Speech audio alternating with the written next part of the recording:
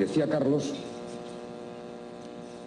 con perspicacia, en la presentación, si Europa va a ser capaz de mantener sus estados de bienestar. Va a depender de nuestra capacidad competitiva, de nuestro potencial productivo. Pero la determinación y la voluntad de mantener un esquema fiscal para garantizar ese estado de bienestar es ampliamente mayoritaria en Europa, en la derecha y en la izquierda. Te podría decir en dónde un poco más, pero no lo voy a hacer. Pero es ampliamente mayoritaria. O sea, no he visto a ningún líder político conservador en los consejos europeos, me da igual pensar en Angela Merkel que en Nicolas Sarkozy, poner en cuestión los pilares del estado de bienestar europeo que nos han hecho reconocibles, que nos dan la identidad como europeos. Ahora bien, sabemos que para mantener eso tenemos que ser los mejores produciendo, los mejores compitiendo, mantener nuestro liderazgo en el comercio mundial como tenemos y demostrar, como ha demostrado siempre Europa, el talento, la innovación y la capacidad de tener esa ambición. ¿De qué va a depender?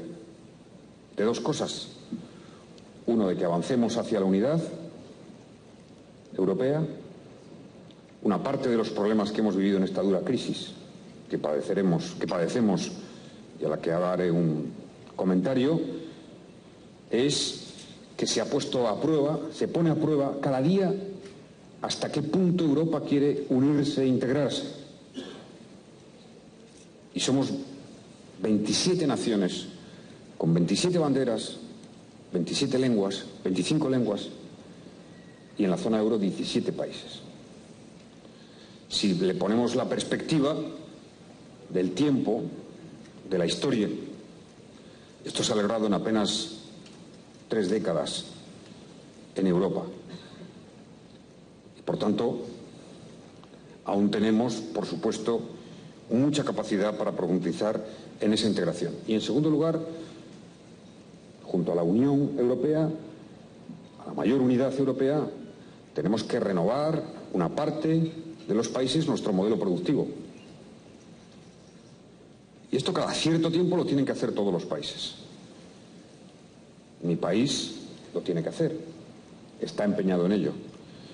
Pero como reflexión sobre Europa, y para no dejar en el aire la sugerencia de Carlos, diría, por supuesto, a nuestros amigos y hermanos de Venezuela y latinoamericanos en general, pero también al conjunto de los países y a los inversores, que no subestimen la capacidad de la Unión Europea. Que la Unión Europea ha demostrado de lo que es capaz en momentos difíciles.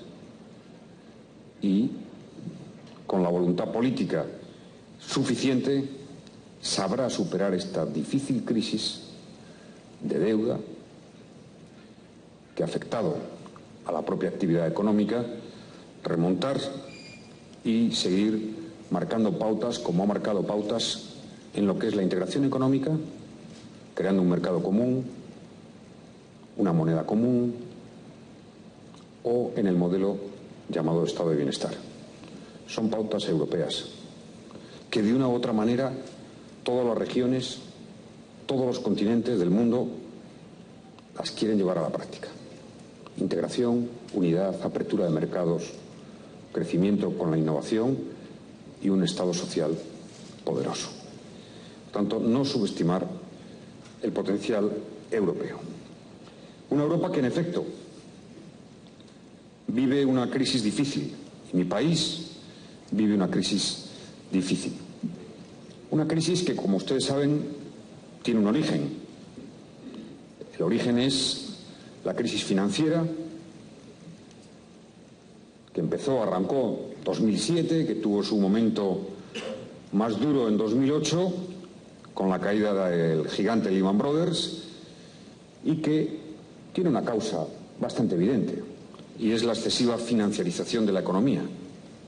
Es decir, el pensar que como la economía no crecía lo suficiente en los países desarrollados desde los años 70, la economía financiera podía sustituir a la economía productiva y la podía sustituir a través de una desregulación, de una excesiva innovación, a través de los productos derivados, que en definitiva eran crear un capital ficticio, que cuando llegó la hora de la verdad y había que responder de las garantías de ese capital que se había prestado, no era real.